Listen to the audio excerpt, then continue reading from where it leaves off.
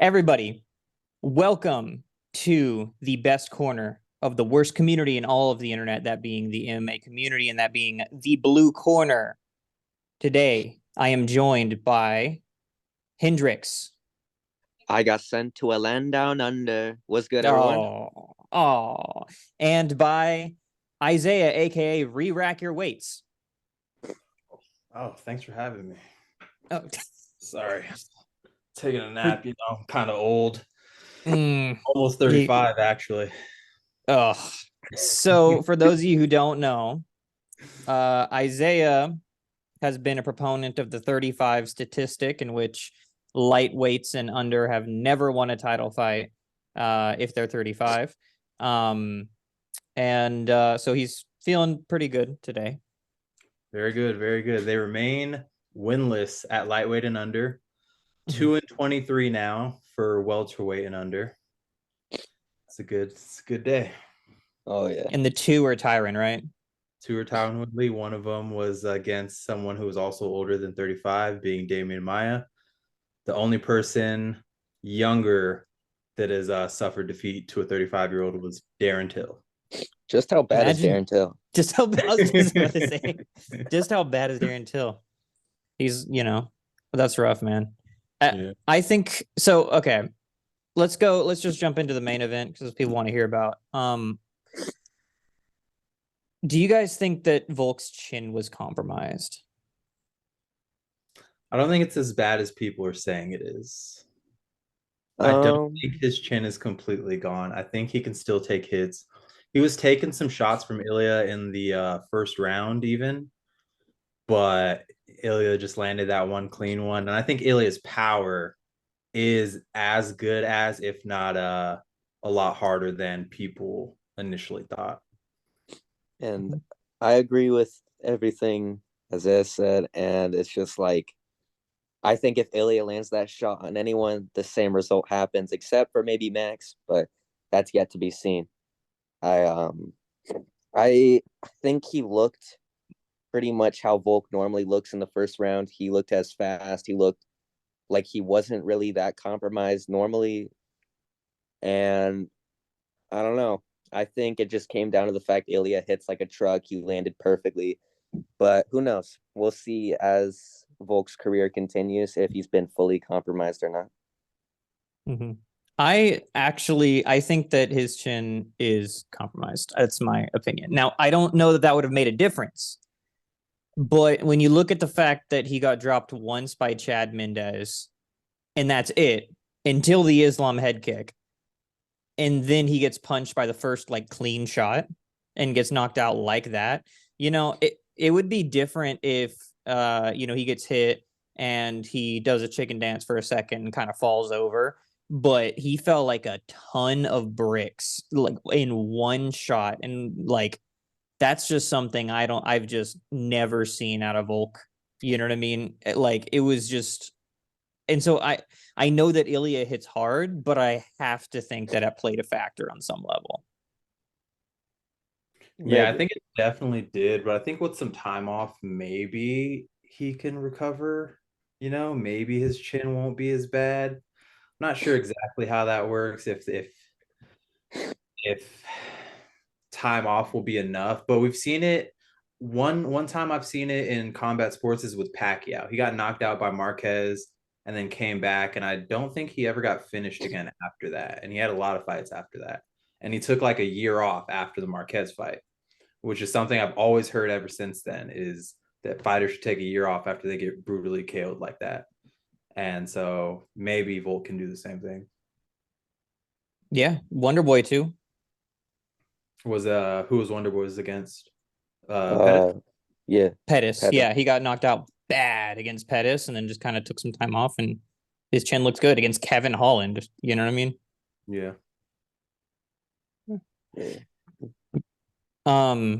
But here's my thing about the aforementioned curse. Okay, I am springing this on you now. I am Okay. going to do a deep dive in terms of the statistics. I'm going to collect all of the statistics. I'm going to find out the win rate and the loss rate of everybody in every age group. Because it can't be that something magical happens to you when you turn 35. It has to be that people start falling off a cliff around 33, 34, and then, you know what I mean? There's no way. Possible. Are you gonna like differentiate between challengers and champions or anything like that? No. Just title I think fights? that if you're fighting in a title fight, then it's fair game. Okay, okay. I'm trying to think what other things I might want you to look into. I know Hendrix and I were looking into, I thought you were gonna say the win-loss rate of the people afterwards, after they fall on victory. Oh, Hendrix and I were looking into that last Bro, time. No one has a winning record. I that's rough. asked him about that, and that's how he got convinced to pick Marab. So hey, I'll take credit for that one. Yeah. But yeah, no. When you go to like the 34-year-olds, there's definitely a good amount of losses. I don't know. That'll be interesting. I can't wait to hear what you got. That's a lot of research though. That's the thing. Yeah, it How sure is. far are you going? Like, are you going from the 34 to the youngest person to Yeah, compete I'm at? gonna get all of the title fights. Okay, okay. I'm gonna get all the title fights in Guess all of it's their not that much. ages. Yeah, because I did it with Yeah. 185 and up for 35 and older, and that was a lot of title fights because in the early days, everyone started in the UFC when they were already like 33. So I had to Mhm. get a lot. It was 42 and 41 is the record for 185 and up. It's Damn. what? 42. It was 41 and 41 when I found it, and then Alex beat Yuri. So This shit's now I almost have 50-50. yeah. Yeah. So now I have to. So there, I have two questions. The first is welterweight only has two, which is Tyron Woodley, beating, like you said, Damian Maya and Darren Till. But so then what is middleweight and up? Right? I think it's very heavily in favor of like light heavyweight and heavyweight. It might just be Yeah. heavyweight. Everybody's just old. So middleweight still has a losing record. I believe it's 9 and 13, but light heavyweight and heavyweight have winning records. It's like 15. Let me actually pull it up. I have it right here. It is so for light heavyweight, it is 15 and 13. And then there's been the I don't know if you count draws or not. For 170 and below, there's only been one draw. Actually, no, the Woodley fight might count. I haven't looked into that one, but there's a draw at light heavyweight, but it's 15 and 13, and for heavyweight, it is 17 and 15. Huh. So then is there a young age for like heavyweight? The 35, but it's like 18 and you're too young to fight at heavyweight. Yeah. No. Josh Barnett was the youngest champion before John Jones, and that was at heavyweight, but he could be an anomaly. Mm-hmm. Yeah. You can say. What do you guys think of Volkanovski Caceres? Man, coming out there throwing like 100 kicks. I thought it looked kind of clean. I thought he looked pretty good because like whenever he's going up against this guy and he's like throwing switch kicks, and he's throwing like, rear roundhouse kicks and stuff like that, body head leg, and I'm like, dude, this looks like somebody else is controlling this, man. He handed somebody else the controller, but it didn't look bad. He got caught a couple times, then kind of chilled out, but that's an interesting thing he added. I think that was a big part of the game plan, simply for the fact that many people were really grasping for straws in the buildup of the fight, being like, oh, Ilya's never thrown a kick in his life. And he's very heavy on his lead leg. In the way he leans over and he uses most of his boxing, I think the kicks were really used to keep him at bay. And if you look at the way he strings his combos together when he blitzes in, I think the kicks were used to really just keep distance with him and really halt his momentum and try and keep him at bay, like I said. And For what it's worth, people were saying Ilya never threw a kick. The first kick he threw in his whole career turned Volk around like the merry-go-round. So I don't know. Mm. He had thrown someone came into my live and mentioned that, but he had thrown leg kicks before, Ilya. I guess he had never thrown a body or a head kick, which did he throw one in this fight? Um, I don't know. It was Yeah, I just I'd a don't have leg to remember if he kick rewind. did. that you're referring to? Hmm. Okay. As far as Volk's kicks, yeah, what Hendrix said, they were used to keep him at distance, and people were telling me before the fight that Volk was going to slow Ilya down with the leg kicks, and that's how he was going to get him into the later rounds and be able to overwhelm him. It didn't look like the leg kicks were really affecting Ilya that much, which is I wanted to reference the Tafa Lima fight because those leg kicks are devastating. Hmm. Those leg kicks are noticeably damaging and like diminishing to Tafa's abilities. Volk's weren't so much. And that's why when I watched the first round of Volk and Ilya, I thought it was a lot closer than like verdict scorecards had it, than the judges. They all three gave it to Volk. I thought it was a lot closer than that. I was surprised that all three of them gave it to Volk. But then when I looked at the stats, he had outstruck Ilya by like 10 to 15 strikes, but like most of them were leg kicks. In the words of Sean O'Malley, what did they score the second round? Hmm. No, that's fact. I just like it's an interesting, even when there's a finish, I like to go back to the judges' scorecards because that's something I feel like people don't do. They always look at robberies when it goes to the scorecards, but sometimes there's robberies when it doesn't go to the scorecards, or you got to give the judges the credit when it doesn't go to the scorecards. You got to be like, okay, like they did a good job judging this fight until the finish. Yeah. Yeah. Yeah, I agree. And there was a whole weird thing with some fights, like the Habib Connor fight, where I don't know if you guys saw, Connor's convinced himself that it was 2-2 going into the fifth. Oh my And God. so yeah, because of like, using the amount of strikes landed and all this kind of stuff. So like I do think that that's kind of funny whenever people do postmortems and they're like, well, it was actually closer than you think, or it wasn't, or this dude is actually winning this one. After Izzy and Alex too, everybody was like, oh, but Alex won the first one, kind of like, he won the first round. Yeah, I So saw a lot of that and I looked back into that. I'm pretty sure every judge gave it to Izzy. interesting. I think I gave it to Alex, and I'm the biggest Izzy fan in the world, but I don't remember. Okay, so Costa, right? I have an interesting take. I think that this is the best Costa I've ever seen. I think that he looked really, really, really good, better than I've really ever seen him look. It just wasn't enough to beat Rob. And so props to Costa for leveling up, I think. Yeah, I mean, he can level up all he wants, but at the end of the day, there's still levels to this game, and Robert Whitaker is that guy. I mean, there's no shame in it. He looked good. Looked better than he's looked in, especially the past few fights. The past few fights have been rough for Paulo Costa, but I'm invested in a more motivated Paulo Costa in the future. And those head kicks were vicious. The speed he was able to throw on them had me very terrified. I almost had a heart attack with that Edson Barboza spinning heel kick at the end of the round that had Robert Whitaker doing the stanky leg on him. But yeah, it was a very, very good fight. I think it was very necessary after Jeff Neal and Ian Gary to wake the crowd back up.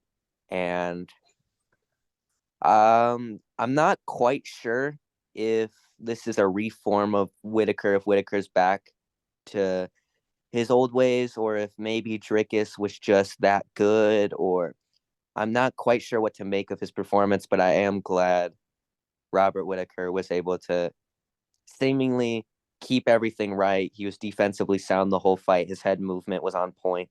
He was able to catch him with the same shot consistently the whole fight, and it didn't really seem like Paulo had a good read for it, and Paulo didn't really know what to do with it. But overall, great fight. I kind of want Costa versus Hamzat now, but I'm interested to see what Isaiah's take on it is. But one thing I have to get out there though, Costa's balding, and it was hilarious to see. Yeah, when someone pointed that out, that's all I could see. It's pretty bad. But yeah, I really do want to see Costa versus Hamza. That's a really good fight. That's a fun fight. The buildup will be fun. I think they'll be going at each other pretty aggressively. Um Costa came out aggressive, similar to the Yoel fight. I think if he would have just threw caution to the wind the way like him and Yoel did, he maybe could have knocked out Rob. But yeah, he started to like waver in the second round and the third round, and Rob was just too fast for him, just like hitting perfect angles. It was just too much. Like once he survived that the spinning heel kick and got into the second round, Costa kind of just like gave up a little bit. I think it's interesting you're talking about we were talking about the leg kicks and stuff. I think Robert Whitaker leg kicking Paulo in the first, second, third, I think that's pretty much a good example of what many people thought Volk was going to do with Ilya. I think those leg kicks slowed down a lot of the momentum Costa was trying to build. But we all know the real reason why Robert Whitaker won. And I don't know if you two know this, but it's actually because of Beneil Dariush. And I'll elaborate right now. So Rob, he trained at King's MMA, which is Beneil's gym in California. And on the embeddeds, Beneil was saying, I've cornered against Paulo before. So when I roll with Rob and when I coach Rob a little bit through this fight, I don't see anything Paulo can do. I think this should be a very easy fight for Rob. And yeah, I think Beneil's knowledge got Robert Whitaker the win. The fact that he was trading him throughout this fight. And if you want further proof, do you guys want to know which fight Beneil cornered against Paulo Costa? It was the Marvin Vittori fight. He cornered Marvin against Paulo Costa. So if you think about it, Beneil Dariush has been directly involved in 2 of the 3 losses on Paulo's record. So just how good is Beneil as a coach? That's the question we need. Coach Beneil or Coach Khabib, who's better? We need to go head and head with them. Yeah. Let's see, Armand, so you can do that. Oh, yeah. He can never. He could never. So Beneil I watched. Sorry, Beneil should corner Armin for the Islam fight when it happens. Oh, that'd be sick. Yeah. But so I watched this fight. So okay, my birthday was last week, right? But since it was Super Bowl, all my friends were like, we'll celebrate it next week. And I was like, well, good, because I want to make you guys watch UFC. And last week maybe wasn't the card to try and introduce people to UFC. But this one was. And they could not believe Robert Whitaker. Like, I mean, there was times when they were like, oh, this guy's good. That guy, wow, that's cool that guy did that. But with Robert Whitaker, they were like, oh my God, I blinked and he was already punching him in the face. He was like 3 feet away from him. And then he was like, it was like, they were like, he's so fast. What is this? He's so good. And I was like, oh, this is great. It's wholesome. It's amazing how, how good these people look when they're not fighting Israel Adesanya. But yeah, great fight. Props to Paulo Costa for looking good, not quite good enough. Whitaker, I think, needs to fight Sean Strickland next. What do you guys think? I think it's a natural matchup to make. Despite what the incels on the internet will make you believe, Sean Strickland does not deserve an immediate rematch. Drickus 2, 3, and 4. Let's get that out of the way. And I think Rob and Sean, weirdly enough, even though Rob checks every box, Rob should beat him. He's technically more sound. Rob is better in every way. There's something weird about that matchup that makes me think Sean might be a bad matchup. just for the fact that 1-2s have been historically a rough thing for Robert Whitaker in the past, keeping him at bay with a jab.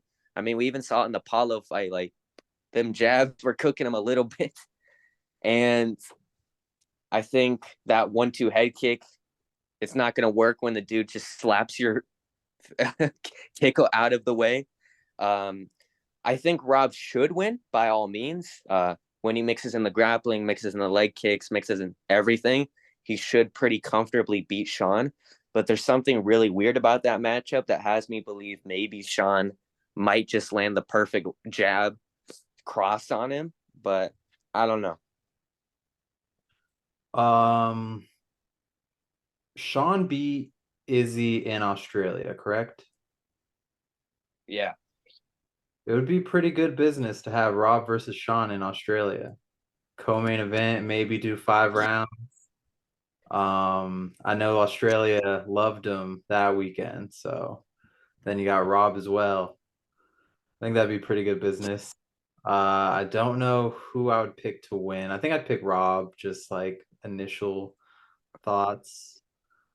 However, I have to disagree on Sean Strickland not deserving an immediate rematch. What? Whoa. Because I think a close fight warrants an immediate rematch as much as a long title reign.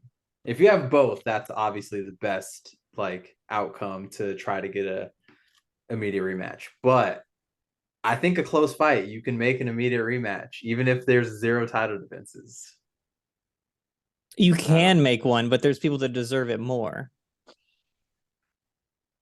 But there's circumstances, there's circumstances that call for it, right? Because you could have had that as the main event for UFC 300.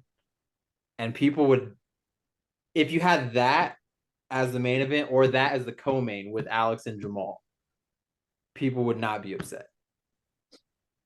I would promptly delete my YouTube, delete my TikTok, and make a new YouTube and TikTok that follows around like slap fight or something.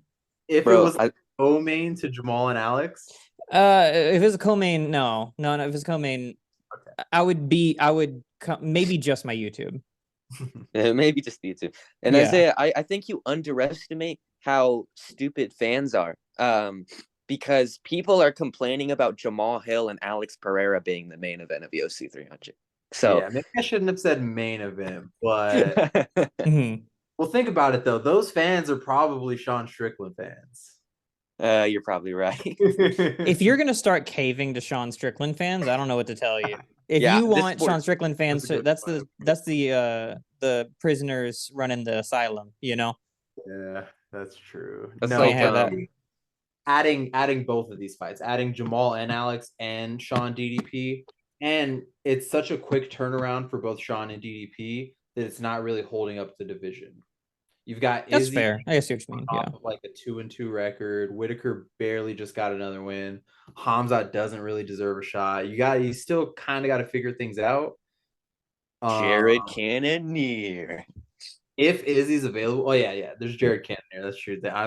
I apologize for forgetting about Jared. I did not think of him for a split second. Have Jared fight the winner, or Jared Hamzat in like May or like late April maybe, and then winner of that gets it, something like that. If Sean and DDP were on the card, but now it's probably just going to be DDP versus whoever sometime after April. Dude, I'm gonna say it. I'm gonna reiterate this. Okay, it is my personal opinion. I don't know if I should. This is my personal opinion that Sean Strickland was a fluke over Izzy and that DDP was a fluke over Rob, and they're both not that good. That is my personal opinion. And if it's fine. I understand people disagree. It's fine, but I do not think that they're that good. And I think that it's going to be hilarious if they switch dance partners and Rob destroys Sean and Izzy destroys DDP, and then everybody's like, I don't know what we're talking about. I think the weird part about those fights is just the fact that like Izzy and Rob are way better skill for skill. I don't think that's debatable even by the most delusional of Sean Strickland fans. But it's almost weird because if you think about it, if they switch dance partners, I think Rob beats Sean, even though it's a weird fight. I think Izzy beats Drickus. But it's weird because I almost feel like Drickus and Rob, Sean and Izzy, it's almost like out of the two people who suck and always fluke their ways, Sean and Rob, Izzy and Rob, they got the two that kind of stylistically work against them just a little bit. Like Drickus, big, hits like a truck, rushes you 100 miles an hour every second of the fight, no matter how hurt and how tired he is. And like Isaiah said, he thought if Paulo would have rushed in a little more, he may have been able to knock out Rob. Well, that's what happened with Drickus. Drickus said, fuck technique. I'm not fighting a technical battle with Robert Whitaker. I'm going to kill you. And that's what happened. And Sean Strickland, he has that weird defense that shouldn't work, kind of does sometimes.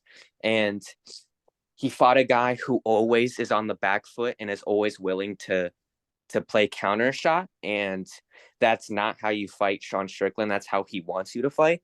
And when historically the way to beat Sean is to constantly stand your ground against him and to constantly be on the front foot against him, that's usually how you neutralize him.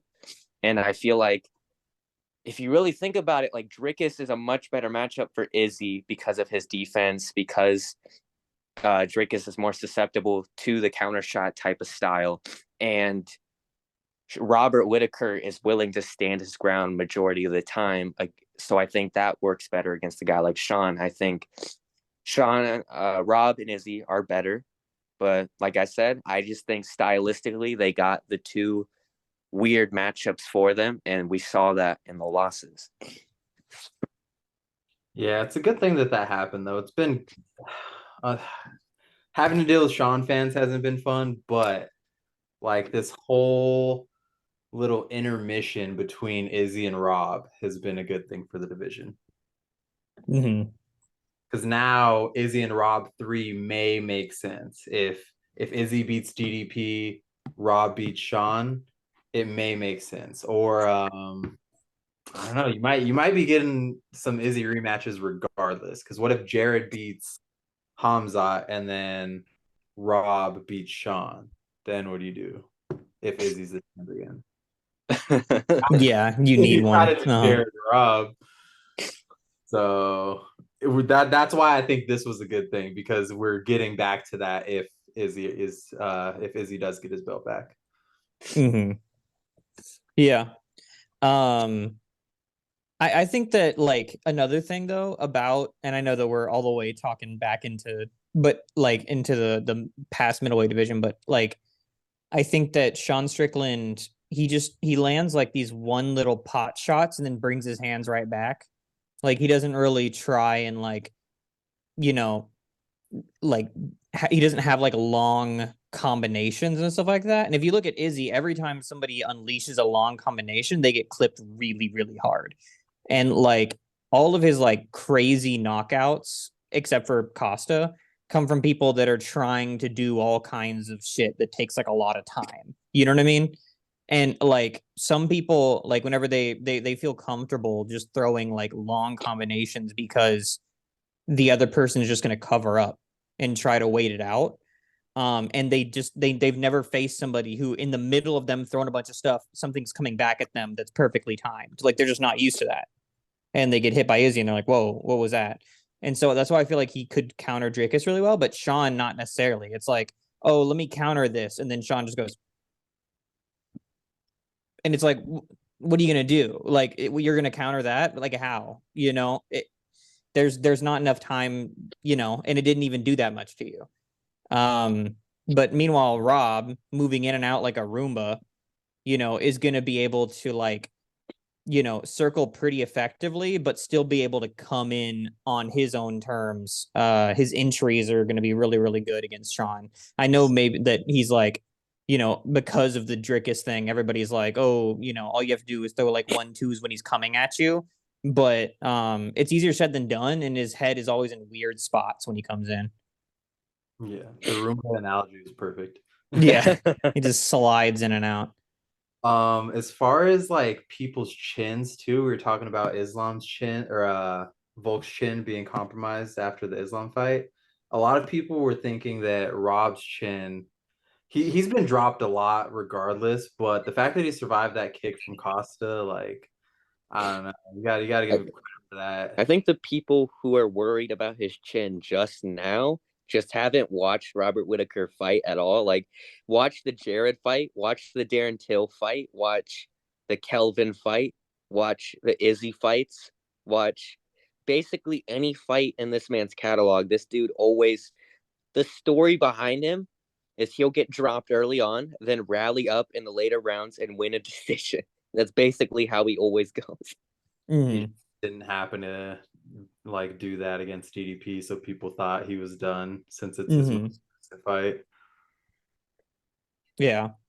But yeah, like Rob, we've known that he's like this really good fighter who's beaten like everybody, except for Izzy and except for DDP and Sean Strickland. Like, I mean, he's his resume is insane. He's beaten a variety of opponents very convincingly, and so he has all this clout and he deserves it. But that leads some people to believe that he just never gets hit, and that's just not the case. You know. So, and then we have Ian Gary and Jeff Neal. My God. It was Now I a know how Izzy haters feel. it was a thing that happened. There was 15 minutes. There was definitely 3 rounds. I think you could call it a MMA match. I don't know about fight, but I'll give it a match. Um, ah, things happened. There was knees, leg kicks. Yeah. Joe Rogan was on commentary. Mm-hmm. All right, so Um, Marab and Henry. This is a hot take. I don't think that fight was boring. It was frustrating from somebody that knows what Jeff Neal can do, yeah, though. Like, bro. we wanted to like just slang and leather because that's what he can bring. And it Yeah. just really sucked that he couldn't get off because he was just he's too plotty. Yeah. He couldn't pin him down. I think there's certain things that fighters can do that'll like entertain me throughout the fight. So like for example, Anderson Silva versus Damian Maia is like one of the most boring fights of all time, one of Dana White's most hated fights. But because it's Anderson Silva and he was just like toying with Damian Maia and like yelling at him when he was pulling guard and stuff, that entertained me back then. And so for this fight, Jeff Neal just walking Ian Gary down like a Terminator. Like I was literally envisioning like a Terminator type of character when I saw Jeff Neal just walking him down. And so that kept me like engaged throughout the whole fight. And then the rounds being kind of close, I was like, I wonder how this is gonna go. And I had predicted Ian Gary split decision robbery. I think after the first round, I was like, all right, that first round was so close that that's probably how that's going to go. And then I don't know if you can call it a robbery, but it shouldn't have been 30-27 personally, I don't think, which both judges that gave it to Gary gave him 30-27. Um, How you guys scored it? I it was a weird fight to score. I kept hearing different things. I kept looking what other people were saying, and I didn't know how to judge it. Because like Ian, he had much more volume, but it's like Jeff, I feel like when he was landing, he did more. He Yeah. I know we don't like control time, but like he kind of had control time. Like kinda. I don't And mind control time because like sometimes MMA fights happen like that. They become not even fights, they're just matches, and you just got to go off of what the criteria is. And Yeah, like Ian Gary, if he doesn't want to lose the fight, which he didn't lose the fight, but if you're someone that doesn't want to lose the fight, get your back off of the fence. and it was just like I didn't hate it, but like guy said, I was kind of more frustrated in the with the fact that like I'm part president of the Jeff Neal fan club. I love Jeff Neal. That dude's awesome. And it felt like I don't know, bro. He just anytime he had momentum, he would get into the clinch. And I understand you want to be close with Ian so you can get things off, but like when he did get those opportunities to get up and personal with him, he didn't use it at all. Like I would have liked it if he would have used that moment to separate for just a second and tee off a little bit. Like there was that one moment when they were in the middle where he held his head down and threw the uppercut. And I'm like, that's what I want you to do. More of that, please. And then he just kind of was flat footed, walking him down like the Terminator, like you said. It felt like he was kind of just accepting things. I don't in his corner was yelling at him to stop it, but he just kept doing it. And I don't know what happened there. That was I don't know. It didn't seem like the same Jeff Neal who is willing to like go all balls to the wall, slugging it out like with Shavkat type thing. But I don't know if it had something to do with the length of Ian Gary or what. But I mean, yet again, we have another asterisk next to an Ian Gary win. So yeah, he's still undefeated, but I'm still not very impressed. And if he fights Colby, I'll pick him. I'll go for him against Colby because I mean, being a bad person was worse than being a little cringe. I can say that. And um, I will say this though. This might be a surprise to some people who've heard my rants on Ian Gary. I kind of feel bad for him, to be honest. I'm starting to grow sympathetic as time goes on because the more I see of him, the more I'm starting to like he's not a bad guy. Like he seems like he cares about his kid, he cares about his wife, and he seems like his heart is in the right place in a lot of things. It's just he's he I think he tries to sell the fight, but I don't think he takes it a little too far sometimes with the Neil Magny stuff. I don't know if he realizes that or not. I never got the vibe he has malicious intent.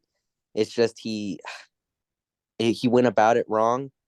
But the more I see people hate him for the wrong reasons, the more I see him kind of like at the press conference. It kind of felt like the dude was holding back tears. I'm not gonna lie. I'm like, oh, I kind of feel bad for you, bro. And I'm not gonna lie. Like when he explained the whole situation with his nutritionist and the nutritionist being the father of his son, and he doesn't want to separate the father from his son and all that. And it's like, I don't know, maybe I have a weird perspective on this as someone who's whose father wasn't there, but like I don't see how that's wrong morally. A lot of people think he's a weirdo for that, but it's like I don't see what's wrong with it. And yeah, I'm starting to like feel bad for him, but don't get it twisted. It's fuck Ian Gary for life. Can't wait for him to lose. But if he fights Colby, I hope he knocks out Colby. Yeah. I mean, in terms of his private life, yeah, people online, they can't imagine a world where Ian Gary wants to humble himself before his wife, right? And like, take the last name so that all of the children can, have a cohesive last name and feel like a part of the family and like not separate the families and stuff like that. Things that are, seen as done by like weak men or men that are pushovers. When in actuality, it could very well be the case that he just wants to do right by people around him. I don't know if he's being a pushover and just, yes, honey, and she's actually making him do all this stuff, or if he wants to do all this stuff on his own. But either way, it's not our business, and we don't know, and people are making assumptions based on it, and it's weird. But I think the main problem with Ian Gary is that he's not genuine. Like he just even Colby Covington, who's like screaming and stuff like that, he wants to be doing that. Even if it's a character, he still wants to be screaming and talking trash on people. And so even though it's a character, it's still genuine because it's still what he wants to be doing and stuff like that. There's a level of like sincerity there. And but when it comes to Ian Gary, he tries to do what he thinks that a fighter should do, not what, you know what I mean? And like he's like, oh, I want to contrive some like beef with Neil Magny, so I'm gonna like super overreact to something small that he said. Nobody else is gonna be like, wait, what are you talking about? This is weird. And he's like trying to be like a heel, but it's like he doesn't want to be a heel. Like Yeah, that's he's just doing what he thinks that a fighter that's like famous would do in this situation. It just comes off weird. Like if he was just a quiet guy, like you know what I mean? I feel like if he was just a quiet guy, I was like, yeah, I'm gonna go in there and fight. He goes in there, knocks out D-Rod. Yeah, that was cool. Like people would be like really receptive of it because he's just being sincere, but he keeps trying to play characters or do what he thinks he ought to be doing in like a weird way.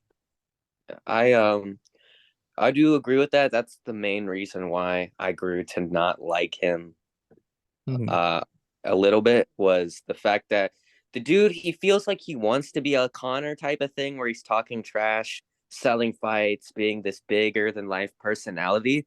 But the problem is he also wants to play moral high ground a lot of the times. And when you play that kind of role, you can't do that.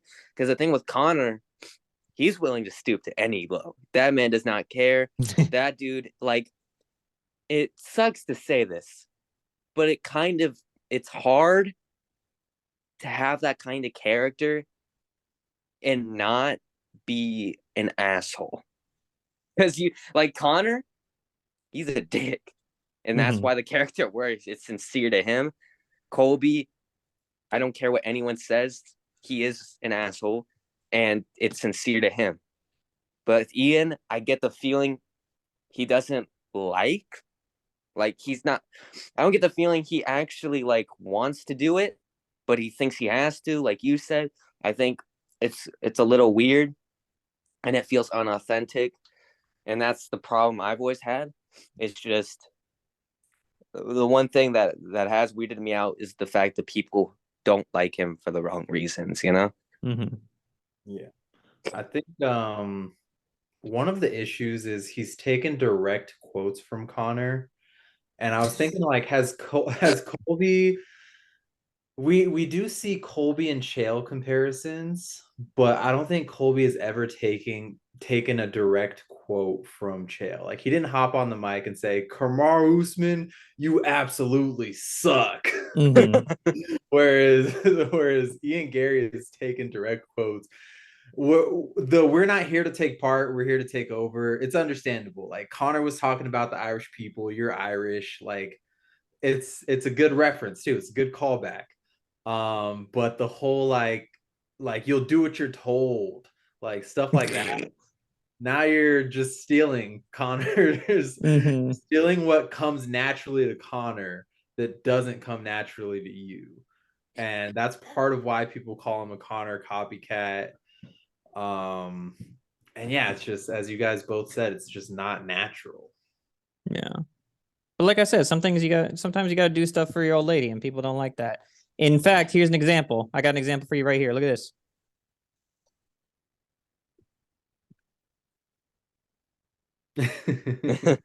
She wanted a pink chair. She got a pink chair.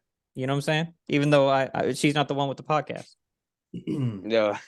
As far as the dad thing too, I didn't know that the nutritionist was his son's dad. So it's like his stepson's like biological father.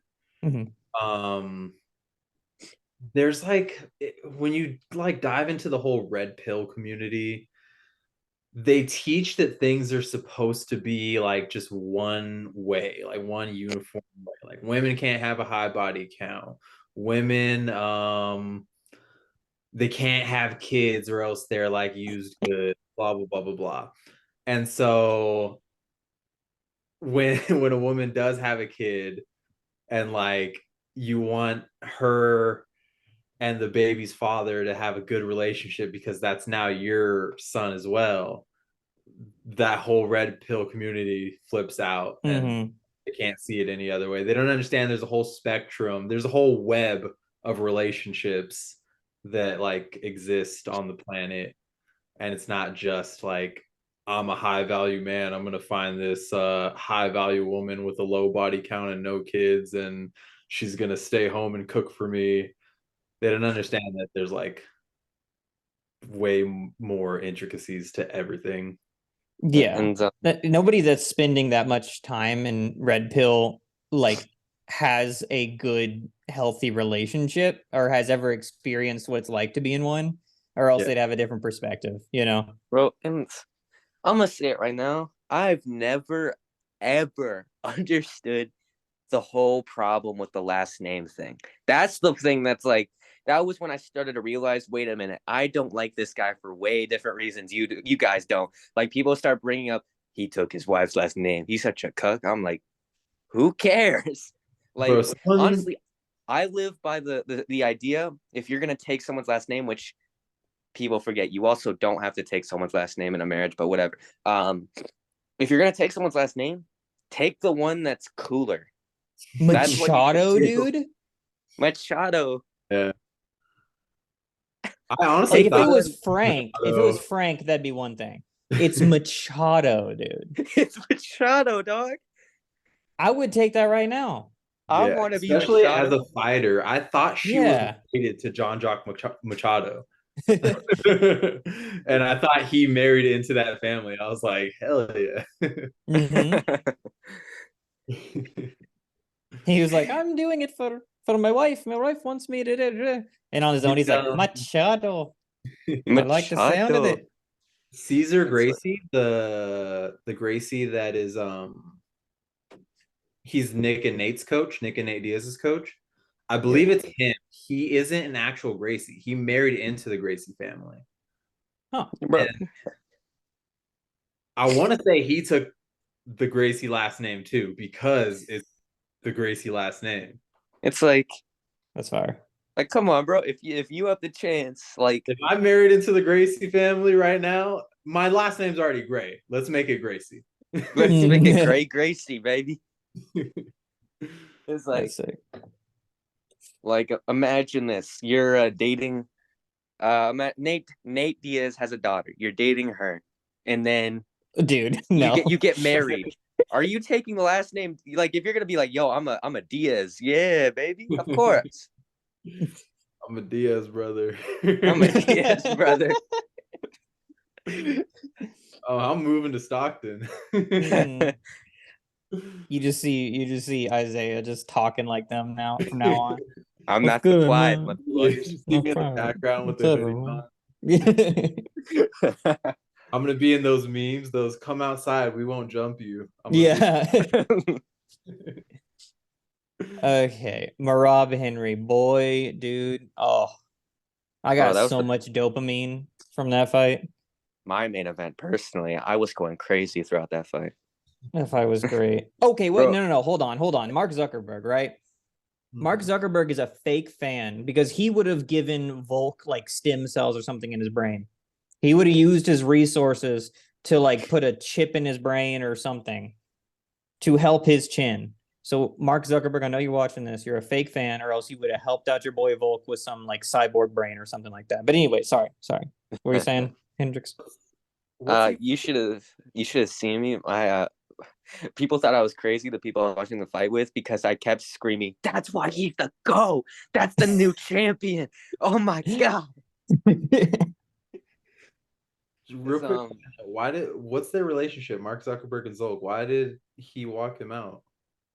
He trained him. He trains with like Izzy and then Yeah. Okay. Robin Henry, Yeah, I thought Henry had a chance after the first round. I was very wishy-washy on that fight. I was calling Henry for months. I was like, Marab isn't gonna make it to Sean because Henry's gonna beat him. And it's gonna be the Hmm. funniest thing ever because everyone's saying that Sean is ducking Marab, but he's not gonna beat Henry. But last second, me and Hendrix were on live and we were looking into the post 35 and up curse victims. And I was like, all right, Henry could still get a win in this fight, but he's probably gonna lose. And so last second I picked Marab. And then the first round happened, and I was like, you know what? Maybe Henry has a chance.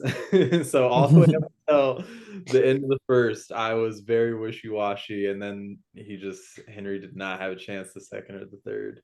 Bro, I this feels real good that Marab's in this spot right now because I've been the biggest closeted Marab fan for a minute, bro. Like I remember in Guy Vegas chat for the buildup of Piotr Jan versus Marab, the only people saying Marab was gonna win was me and a Georgian dude. I'm Several like Georgians. several Georgian people. I'm like, to be honest with you, I rode with Ilya for so long. I rode with Marab for so long. I've been riding with Giga Jakadze.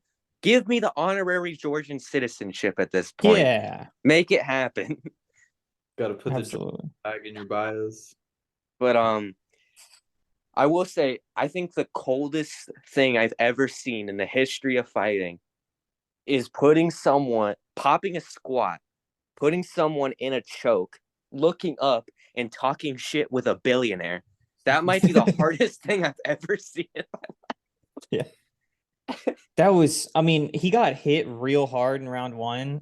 He kind of took like a couple steps back, like, it rung his bell a little bit, not enough to make him get like vertigo or anything.